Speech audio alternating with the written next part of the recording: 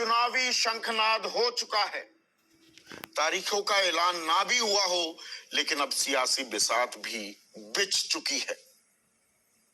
इस महीने में प्रधानमंत्री नरेंद्र मोदी, जो खुद बिहार गुजरात से ही आते हैं, 2 बार गुजरात का दौरा कर चुके हैं और मोर्चा वहां पर संभाल रखा है। देश के गृह मंत्री वो भी गुजरात से आते हैं, अमित शाह ने।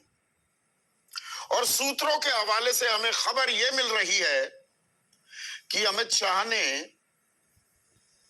अपने सहयोगियों को, पार्टी कार्यकर्ताओं को बता दिया है कि इस बार जो 182 सीटों पर जहां विधानसभा चुनाव होना है, 25% नए उम्मीदवारों को दिया जाएगा टिकट। नए चेहरों पर तरजीह और तवज्जो देने वाली है बीजेपी। 27 साल से काबिज है सत्ता पर लगातार गुजरात में। 25% यानी मोटा मोटा आप मान लीजिए 45 नए चेहरे उतारेगी बीजेपी चुनावी मैदान में। और अमित शाह ने साफ कहा, सिर्फ पार्टी की बिना पर चुनाव जीतने वाले नहीं चाहिए, अपना रसूख, अपना रुतबा, हल्के के जो लोगों के लिए किया हुआ काम, उसे भी आंका जाएगा, तभी आपको टिकट दी जाएगी। अब इसके पीछे एक वजह है, वो वजह आपको समझनी होगी। 182 सीटें हैं विधानसभा में, जैसा मैंने आपको बताया, और पिछली दफा 182 में से 57 सीटें ऐसी थी जहां पर हार और जीत का फासला 5% से कम था। 5% या 5% से कम। और इनमें से बीजेपी ने 25 सीटें जीती थी, जबकि कांग्रेस के खाते में 30 सीटें गई थी। और 29 सीटें ऐसी थी जहां पर हार जीत का फासला, अंतर 2% से भी कम था। और आपको मालूम है, पिछली दफा बीजेपी 27 सालों में पहली बार दहाई का आंकड़ा पार नहीं कर पाई थी। 99 सीटें आई थी और कांग्रेस की 77 सीटें आई थी। और 26 ऐसी सीटें भी थी जहां पर जीत का अंतर, अभी मैं प्रतिशत में बता रहा था, अब वोटों के हिसाब से बताता हूं, 3000 वोटों से भी कम का अंतर था। 26, और इनमें से 15 बीजेपी ने जीती थी। अब सिचुएशन पलट दो, अगर ये 15 सीटें बीजेपी के खाते में नहीं जाती, 99 में से 15 आप घटाइए तो 84 सीट रह जाती हैं और बहुमत का आंकड़ा होता है 92 का। तो क्या बीजेपी जो चुनावी रणनीति अख्तियार करने में, बनाने में महारत हासिल किए हुए है, वो हर फ्रंट को कवर करने की कोशिश कर रही है क्या? और इसमें खास कुछ इलाकों का मैं जिक्र करना चाहूंगा, और वो जिक्र इसलिए क्योंकि चोरी चोरी चुपके चुपके, यह शब्द मैं जिम्मेदारी से इस्तेमाल कर रहा हूं, कांग्रेस भी एक रणनीति पर काम कर रही है। अभी कांग्रेस का जो कैंपेन है, चुनावी प्रचार प्रसार है, वो लगभग ना के बराबर दिखाई दे रहा है, अदृश्य है, दिख ही नहीं रहे कांग्रेस के नेता। लेकिन 80 के दशक में एक खाम या खम, जो जैसे भी आप इसका उच्चारण करना चाहें, एक रणनीति के तहत कांग्रेस ने अपना दबदबा कायम किया था 80 के दशक में। खम मतलब क्षत्रिय, हरिजन, आदिवासी और मुसलमान, इनकी लामबंदी के सहारे सत्ता काबिज की थी। अब इस बार कांग्रेस बादाम की एक रणनीति अपना रही है। ये बादाम किसे चने चबवाएगा, ये अपने आप में 1,00,000 का सवाल है, किसे बेदम करेगा। और बादाम क्या है? ये है खम या खाम का ही एक बदला हुआ रूप, स्वरूप। बी मतलब बैकवर्ड, पिछड़े, डी मतलब दलित, ए मतलब आदिवासी और एम मतलब मुसलमान। तो पिछड़ों को भी सहेज रहे हैं, क्षत्रिय की बात नहीं, पिछड़े, दलित आदि। मैं बात करूं क्या? You guys are getting... आदिवासी और मुस्लिम वोट के लिए इनकी लामबंदी के लिए रणनीति बनाई जा रही है। खटाला सभा का खटाला, खटोला, खाट, यानी कि गांव गांव जाकर खाट पर बैठकर लोगों से संवाद करना, बातचीत करना। इस बारे में प्रधानमंत्री मोदी ने भी बीजेपी के कार्यकर्ताओं को सतर्क रहने की नसीहत दी थी कि चुपचाप प्रचार कर रही है कांग्रेस, हल्के में मत लेना। और जब मैं बादाम की बात करता हूं तो दक्षिण गुजरात का भी जिक्र करना जरूरी हो जाता है। यहां पर 25 सीटें ऐसी हैं वो जीत और हार को तय कर सकती हैं। जब अमित शाह 25% नए चेहरों को टिकट देने की बात करते हैं तो उनकी निगाहें कहीं ना कहीं दक्षिण गुजरात पर भी हैं, यानी कि भरूच, वलसाड, वापी, नवसारी, अंकलेश्वर और सूरत शहर भी। यहां पर उत्तर भारतीयों का अच्छा खासा पुट है। 30 लाख से ज्यादा आबादी उत्तर भारतीयों की है। और उत्तर भारतीयों की एक नाराजगी ये है कि जो मराठी आकर बस गए, मध्य प्रदेश से लोग आकर बस गए, उनकी तो पूछ है, उनकी वकत है, उनको टिकट देती है बीजेपी। हम उत्तर भारत में भी हमारे परिवार वाले बीजेपी को वोट दे रहे हैं, गुजरात में भी देते हैं, लेकिन हमें टिकट नहीं मिलता। तो क्या इस बार गुजरात में जाकर बसे उत्तर भारतीय, मूलतः जो उत्तर भारतीय हैं, उनकी भी सुनवाई करेगी क्या बीजेपी? ये बीजेपी की रणनीति का हिस्सा है या इसी ट्रैक पर, इसी रोड पर, ये गोल्डन कॉरिडोर कहा जाता है बादाम, पिछड़ों की, दलितों की, आदिवासियों की और मुसलमानों की भी अच्छी खासी तादाद है, जहां कांग्रेस सेंधमारी करने के मूड में दिखाई दे रही है। और क्या यही वजह है कि अमित शाह ये कह रहे हैं, अभी तक बाइपोलर कॉन्टेस्ट होता आया है 27 सालों से गुजरात में, लेकिन नया एंट्रेंट है आम आदमी पार्टी, और आम आदमी पार्टी बराबर का प्रचार प्रसार कर रही है। वाक युद्ध लगातार जारी है। ऐसा लग रहा है कांग्रेस तो है ही नहीं, गुजरात में चुनाव बीजेपी और आम आदमी पार्टी के बीच हो रहा है। अब ऐसे में अमित शाह का यह कहना कि आम आदमी पार्टी को हल्के में मत लो, और जो वो 35 सीटों का जिक्र कर रहे हैं जहां पर हार और जीत का मार्जिन बहुत कम था, कि वहां पर जोर लगाइए, आम आदमी पार्टी भी सेंधमारी करेगी, वो हमें फायदा देगी। दिलचस्प बात है, बीजेपी के बड़े नेता, उनके मुख्य रणनीतिकार कह रहे हैं आप हमें फायदा दे सकती है। आप कह रही है हम तो हराने के लिए आए हैं।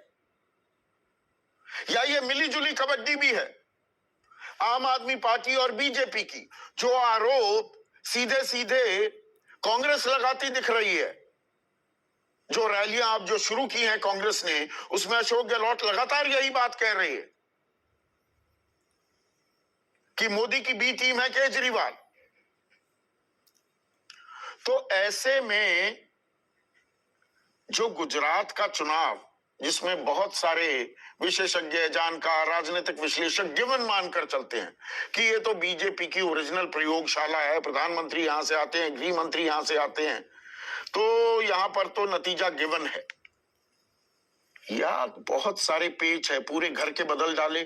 पिछले साल मुख्यमंत्री और सारे मंत्री गुजरात में, अब 45 नए चेहरों पर दांव लगाती दिख रही है बीजेपी।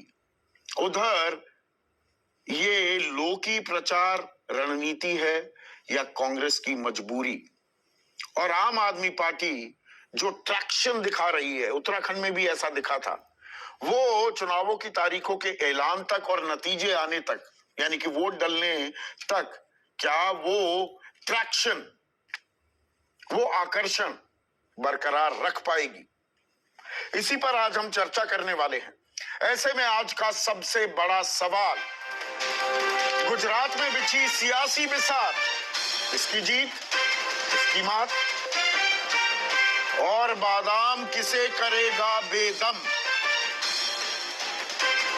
चर्चा में मेरे साथ बीजेपी की राष्ट्रीय प्रवक्ता, लोकसभा सांसद हैं, नौकरशाह रह चुकी हैं, आईएएस रह चुकी हैं, अपराजिता सारंगी, कांग्रेस के राष्ट्रीय प्रवक्ता और गुजरात से ही ताल्लुक भी रखते हैं रोहन गुप्ता, आम आदमी पार्टी की राष्ट्रीय प्रवक्ता प्रियंका कक्कड़, पिछली दफा मेरे शो पर आई थी, पहली दफा आई थी तो थोड़ा इन्हें कम वक्त दे पाया था, उससे थोड़ी नाराज भी थी, आज पूरा वक्त मिलेगा, चिंता ना कीजिएगा। दीपक रजानी वरिष्ठ पत्रकार हैं, गुजरात की नब्ज टटोलते रहते हैं और साथ ही साथ राजनीतिक विश्लेषक और वरिष्ठ पत्रकार सत्यहिंदी.com नाम का डिजिटल प्लेटफॉर्म भी चलाते हैं।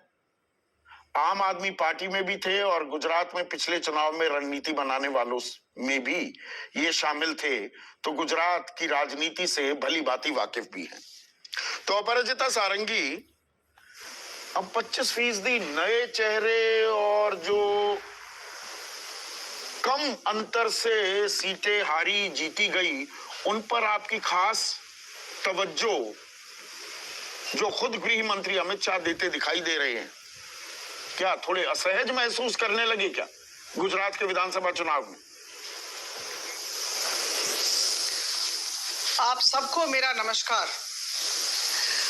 जहां तक भारतीय जनता पार्टी का सवाल है, मुझे लगता है देश की जनता को ज्ञात है कि हम किसी भी चुनाव को, किसी भी निर्वाचन को, वह एक पार्षद का चुनाव हो या विधानसभा का चुनाव हो या सांसद का चुनाव हो, हम सारे चुनावों को बड़ी गंभीरता के साथ लेते हैं।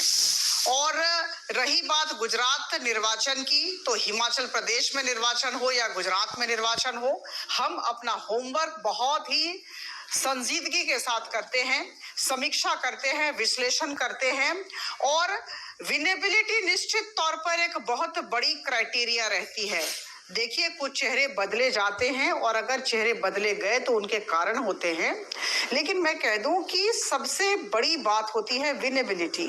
जो जीता वही सिकंदर। मुझे लगता है कहीं ना कहीं भारतीय जनता पार्टी इस बात को दृष्टि में रखती है। और मैं कह दूं कि 1985 में आप सबको ज्ञात है, तत्कालीन कांग्रेस के नेता माधव सिंह सोलंकी ने 149 सीटों में जीत हासिल की थी और रिकॉर्ड बनाया था, कीर्तिमान स्थापित किया था। इस बार भारतीय जनता पार्टी जिस तरह से परिश्रम कर रही है, रणनीति बना रही है और उस रणनीति का कार्यान्वयन करते वक्त सबको साथ लेकर चलने की कोशिश कर रही है और हमारे वरिष्ठ नेतागण वहां सबके साथ लगातार सभाएं कर रहे हैं, मीटिंग कर रहे हैं, सबको सुन रहे हैं और सबकी बातों को काफी तवज्जो देते हैं। और मुझे लगता है कि इस कीर्तिमान को, इस रिकॉर्ड को हम इस बार तोड़ना चाहते हैं और निश्चित तौर पर हम 150 सीटों तक जाने वाले हैं। जब आप रिकॉर्ड की बात करते हैं, आप अतीत बड़ा याद दिलाती हैं, तो अतीत में अगर आप जाइएगा, 127 सीटें बीजेपी ने जीती 2002 में, 2007 में ये 117 हुई, 2012 में ये 115 हुई और 2017 में ये 99 हो गई। और आपने कहा विनेबिलिटी एक फैक्टर होता है, तो मतलब 25% उम्मीदवार ऐसे हैं, विनेबिलिटी पर आपको संशय है, यानी कि एंटी इनकम्बेंसी, वो नाराजगी का कहीं ना कहीं आपको डर है क्या? बिल्कुल नहीं। देखिए, कहीं भी एंटी इनकम्बेंसी दिख नहीं रहा है, क्योंकि हम काम को प्रदर्शित करते हैं। हमारे पास एक लंबी फहरिस्त है, हमने जो उपलब्धियां हासिल की है, हमने सिर्फ योजनाएं नहीं बनाई है, हमने योजनाओं का कार्यान्वयन सही ढंग से किया है। और ये जो लोक कल्याणकारी योजनाएं हैं, निश्चित तौर पर मैं कहूंगी कि लोगों का विश्वास इन योजनाओं के द्वारा जीता गया। आपको अपने मुख्यमंत्री तो अपने मंत्रिमंडल पर विश्वास नहीं रहा, पिछले साल सितंबर में सारे बदल डाले।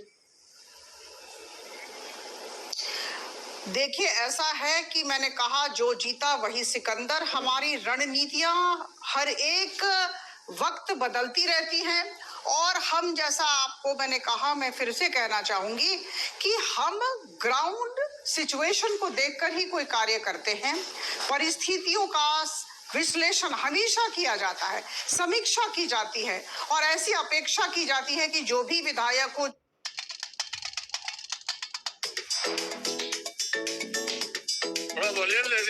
जो भी पार्षद हो, जो भी सांसद हो, कठिन परिश्रम करे।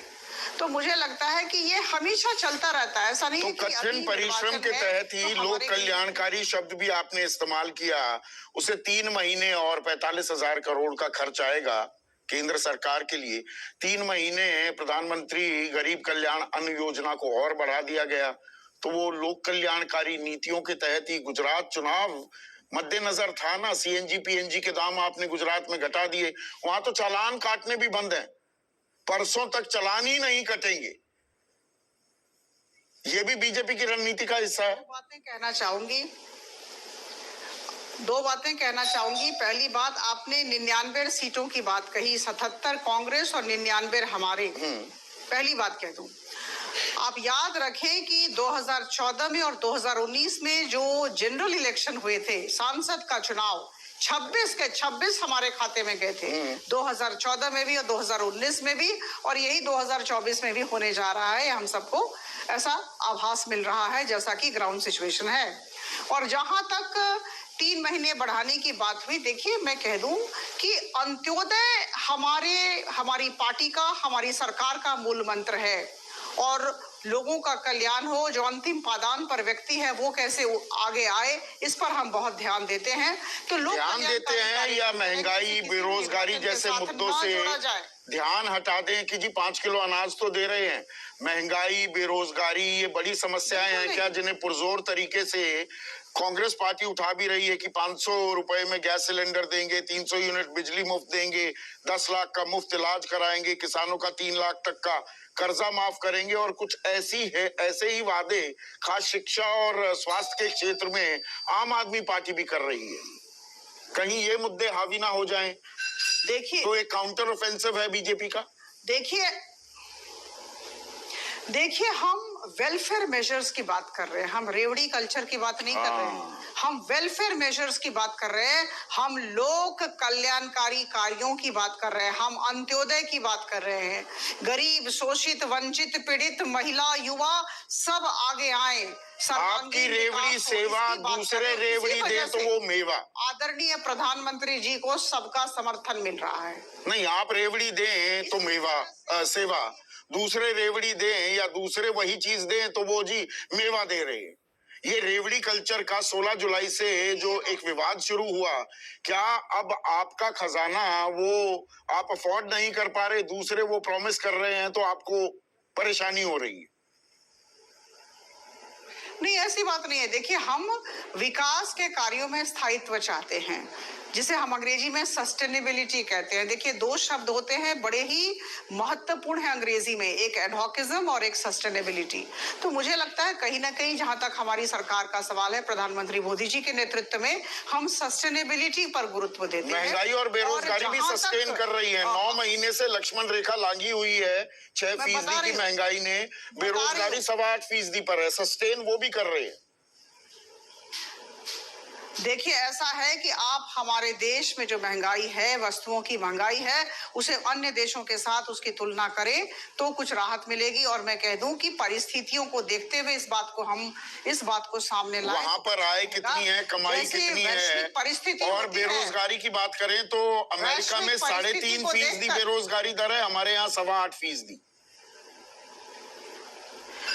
अभी 10 लाख सरकारी जॉब्स दिए गए, आपको याद है परसों की बात है, 75,000 9,79,000 पद केंद्र सरकार में खाली पड़े हैं, नई नौकरियां नहीं है।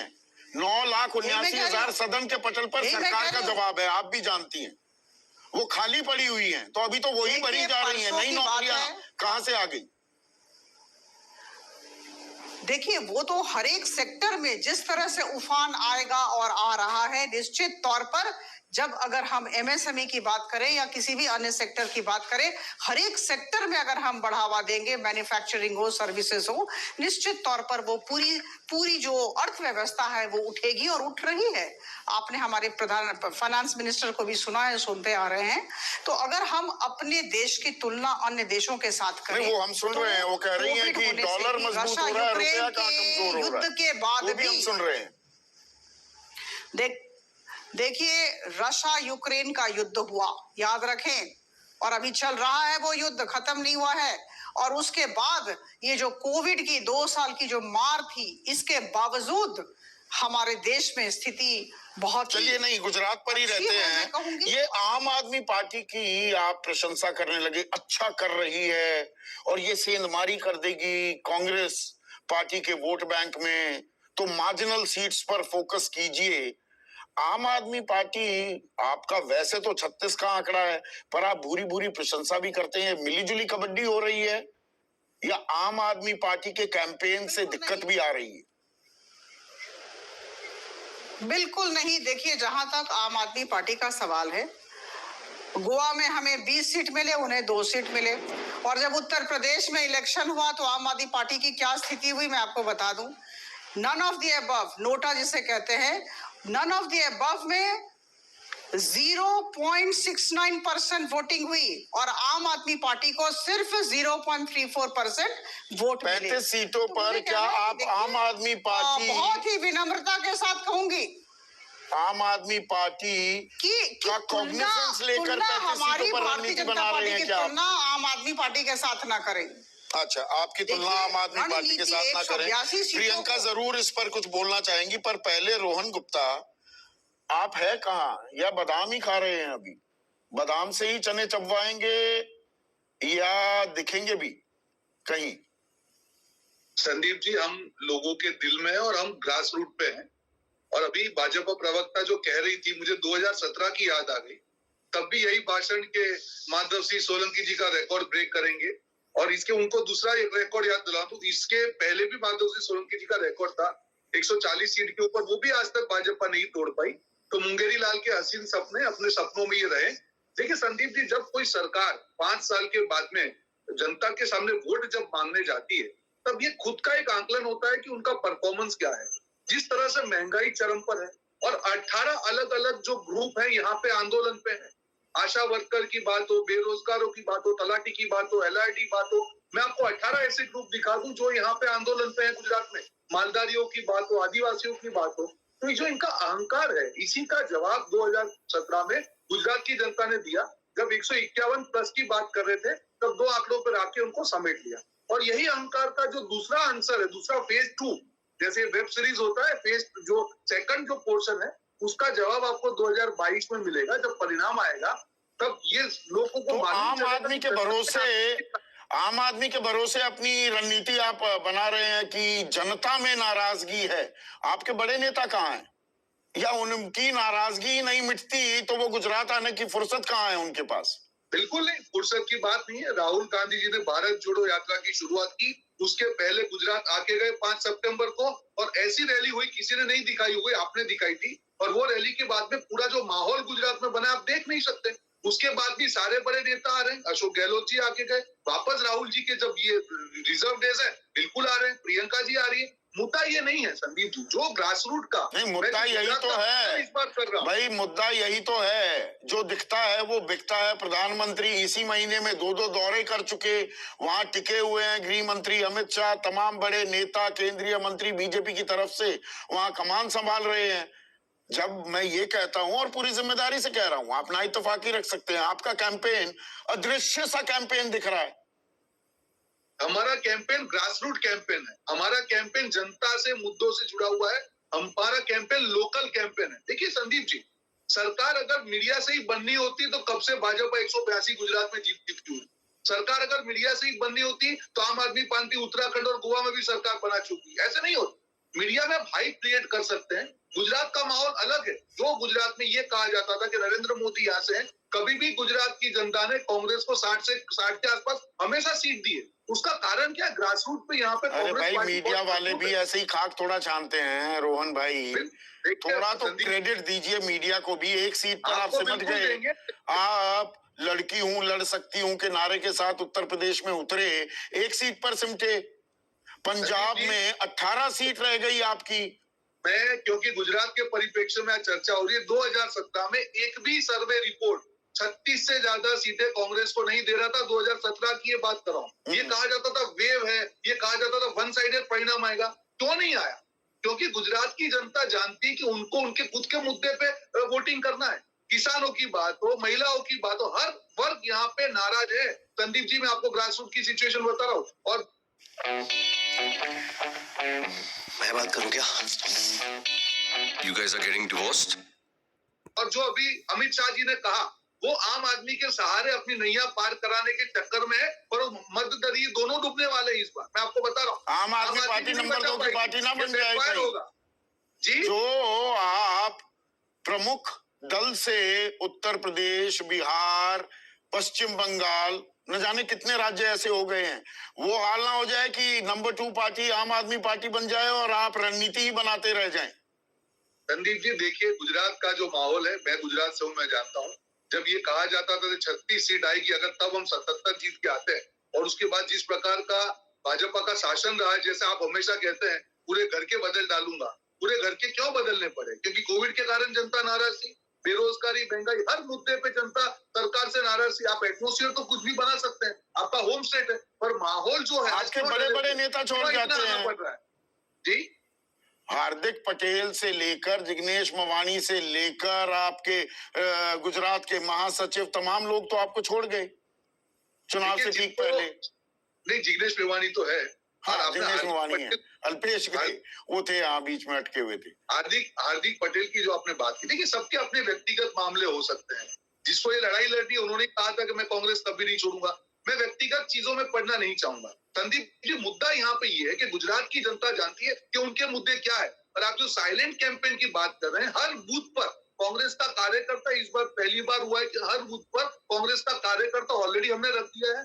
हर बूथ में घर घर जाके हमने 2 करोड़ पत्रिकाएं गुजरात में घर घर जाके कांग्रेस क्या काम करने वाली प्रधानमंत्री ने भी जिक्र किया, उसी को सर्टिफिकेट मान रहे हैं क्या? ये चुनावी रणनीति भी हो सकती है कि आपको एक झूठी दिलासा दे दी कि हाँ, खटाला सभा बड़ी अच्छी चल रही है। नहीं, हम लोग देखिए, दिलासा तो आम आदमी पार्टी को भाजपा दे रही है, उनकी बी टीम है, आज तो उन्होंने मान भी लिया। हमको किसी दिलासे की जरूरत नहीं है संदीप जी। हम जो कर रहे हैं, 1 करोड़ 55 लाख पत्रिका हर घर तक गुजरात के गई है। जो कांग्रेस के 8 वचन है, जनता उसके साथ जुड़ रही है। हमारे सारे लीडर, जो लोकल लीडर हैं, वो अपनी कॉन्स्टिट्यूएंसी में है।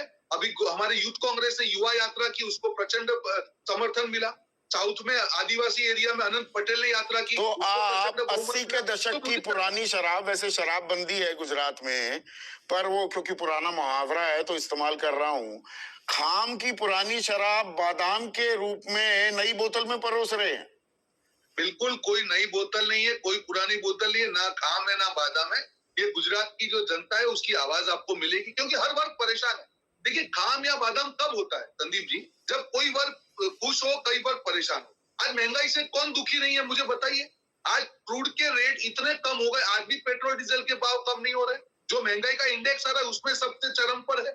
हम लोग ले रहे डॉलर रुपये में, क्या हाल है? आज यहाँ पे छोटा जो उद्योगपति है, गुजरात छोटे और मझले उद्योगपति का राज्य है। यहाँ पे उनको कुछ नहीं मिल रहा है। कोरोना के बाद देखिए, कपड़ा उद्योग यहाँ पे बहुत बड़ा उद्योग है, आप जानते हैं संदीप जी। आप किसी को भी फोन करके पूछिए क्या हाल है यहाँ पे।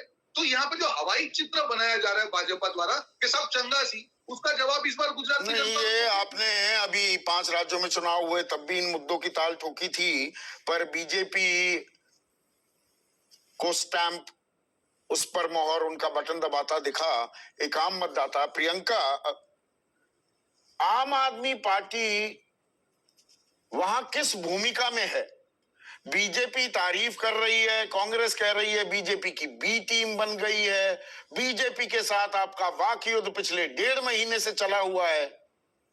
आम आदमी पार्टी किस भूमिका में है गुजरात में? संदीप जी, दोनों पार्टीज की नींद अगर किसी ने आज की डेट में गुजरात में उड़ा रखी है तो वो आम आदमी पार्टी है। और ये अगर इन्होंने काम किया होता, रोहन जी ने कहा कि जनता बहुत त्रस्त है, इन्होंने सही कहा।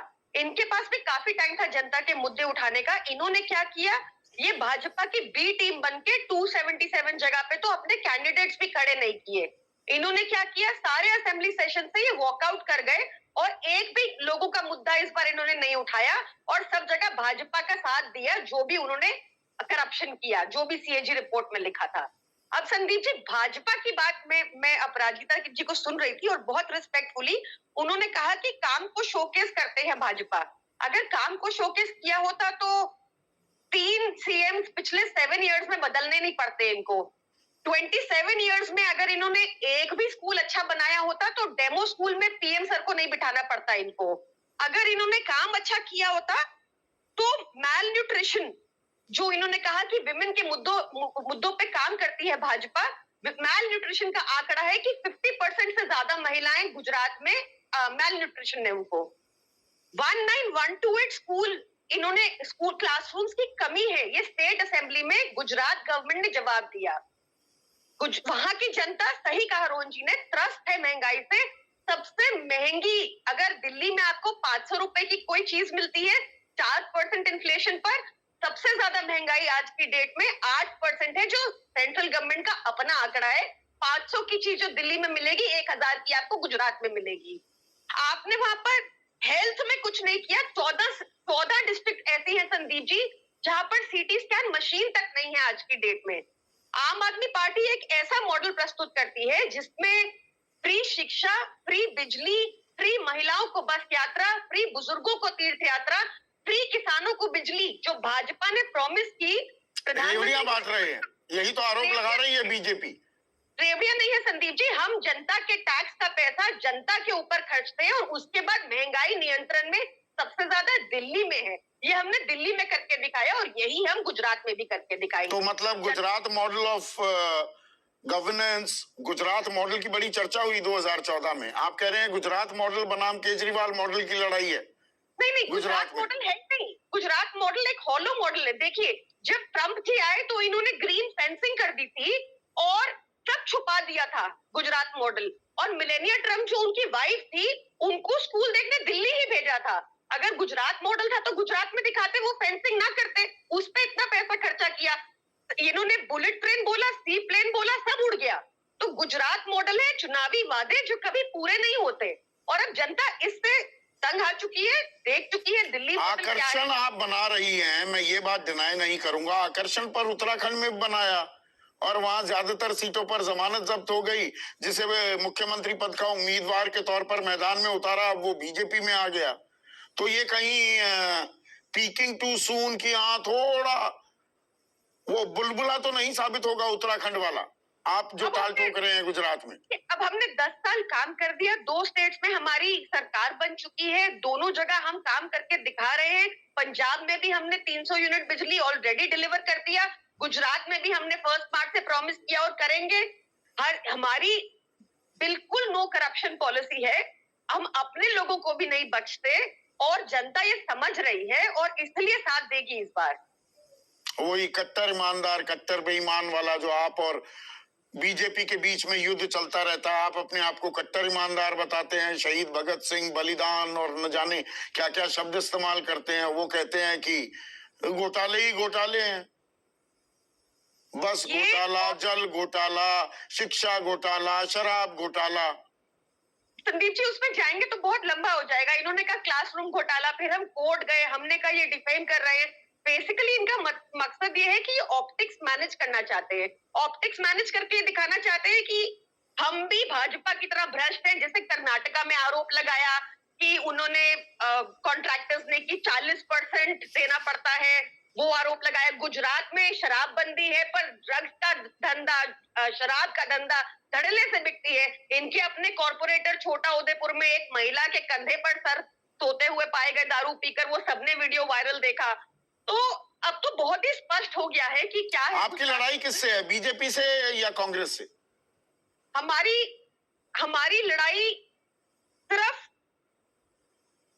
हम एक्चुअली हम किसी को हराना नहीं चाहते संदीप जी। हम लोगों को साथ लेके चलना चाहते हैं। लोग जो टैक्स देते हैं, चाहे वो डायरेक्ट टैक्स हो चाहे इनडायरेक्ट टैक्स हो। एनिमी नंबर 1 कौन है, बीजेपी है कि कांग्रेस है? देखिए कांग्रेस तो अब बची ही नहीं है संदीप जी। राहुल गांधी जी ने भी अपना मुंह फेर लिया गुजरात से, वो साउथ इंडिया में कहीं भारत जोड़ रहे हैं। तो अब तो सीधी सीधी टक्कर बीजेपी वर्सेस आप है, ये तो बहुत क्लियर है। तभी स्कूलों की चर्चा होने लगी है गुजरात में। ठीक है, अपराजिता रिस्पॉन्ड कीजिए। जो आप मॉडल की और गवर्नेंस की दुहाई देती हैं, कुछ आंकड़े यहाँ पर पेश किए हैं, और ह्यूमन डेवलपमेंट इंडेक्स की बात हो, सोशियो इंडेक्स की बात हो, तो गुजरात की हालत काफी पतली है। 17 से 21वें नंबर पर राज्यों की सूची में आता है। 50% से ज्यादा महिलाएं कुपोषित, school drop out rate, 6,500 primary school बंद कर दिए गए कि बच्चे ही नहीं आ रहे उतने वहां तक। और ये सरकार के आंकड़े बता रहा हूं मैं। Double engine